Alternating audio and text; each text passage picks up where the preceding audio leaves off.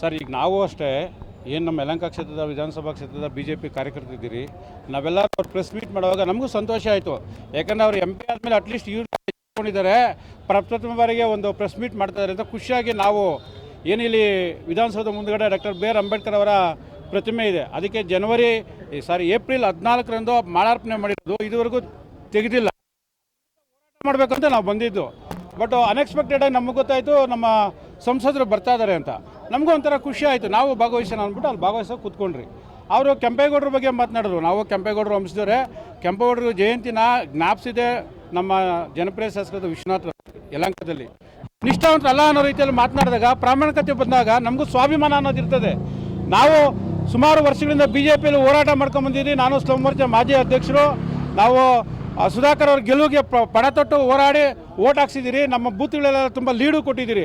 ಪ್ರಾಮಾಣಿಕತೆ ಬಂದಾಗ ನಮ್ಮ ಕೋಪ ಬಂತು. ಕೆಂಪೇಗೌಡರ ಬಗ್ಗೆ ಮಾತಾಡುವಾಗ ತಾವೆಲ್ಲ ಎದುರುಗಡೆ ಇದ್ದೀರಿ, ನಾನೇನು ಚಕಾರ ಎತ್ತಲಿಲ್ಲ. ಯಾವತ್ತವರು ಕಾರ್ಯಕರ್ತರ ಬಗ್ಗೆ ಗೊಂದಲ ಸೃಷ್ಟಿಸೋಕೆ ಶುರು ಮಾಡಿದ್ರು, ಅವಾಗ ನಾನು ಪ್ರಶ್ನೆ ಕೇಳಿದೆ, ಏನು ಸರ್ ನೀವು ನಿಮ್ಮ ಪಕ್ಕದಲ್ಲಿರೋ 2-3 ಬಿಟ್ಟರೆ ಬೇರೆ ಯಾರೂ ಇಲ್ವಾ ಅಂತ. ಏನು ಹನುಮಯ್ಯನವ್ರು ಇವತ್ತು 420 ಕೆಲಸ ಮಾಡ್ತಾಯಿದ್ರೆ ಪಕ್ಷದ ವಿರುದ್ಧವಾಗಿ.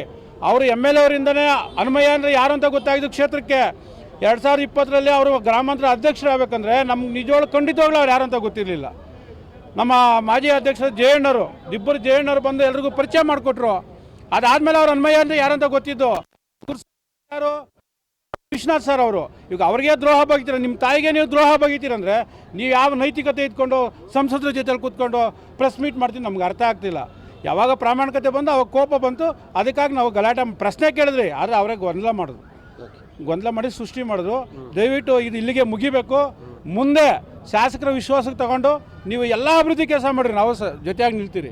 ಶಾಸಕರು ಬಿಟ್ಟು ಮಾಡೋದು ಬೇಡ ಅನ್ನೋದೇ ನಮ್ಮ ಕಿವಿ ಮಾತು. ನನ್ನ ಹೆಸರು ವೀರಭದ್ರೇಗೌಡ ಅಂತ, ಮಾಜಿ ಸ್ಲಂ ಮೋರ್ಚಾ ಅಧ್ಯಕ್ಷರು, DSS ಸಂಘಟನೆಯಲ್ಲಿ ಕೆಂಪು ಸೇನೆಯಲ್ಲಿ ಜನರಲ್ ಸೆಕ್ರೆಟರಿ ಆಗಿದ್ದೀವಿ. ನೀವಿನ್ನೂ ಆರ್ಟ್ ವಿಶ್ವಭಾರತಿ 24 ಚಾನಲ್ನ ಸಬ್ಸ್ಕ್ರೈಬ್ ಮಾಡ್ಕೊಳ್ಳಿ, ಸಬ್ಸ್ಕ್ರೈಬ್ ಮಾಡ್ಕೊಳ್ಳಿ. ನಮ್ಮ ವಿಡಿಯೋ ಕಂಟೆಂಟ್ ಇಷ್ಟ ಆದರೆ ಲೈಕ್ ಮಾಡಿ, ಶೇರ್ ಮಾಡಿ, ಕಮೆಂಟ್ ಮಾಡಿ.